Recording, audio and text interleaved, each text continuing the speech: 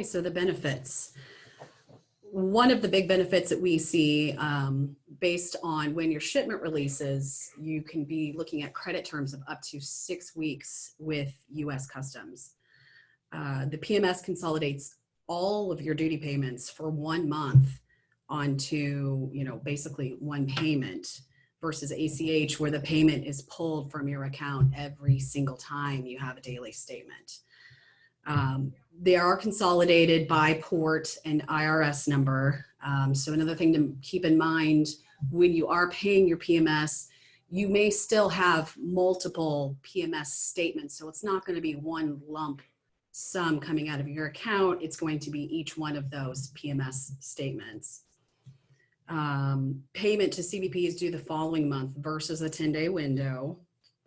And then again, your broker may be more apt to give you credit terms or better credit terms if they are not floating the duties on your behalf.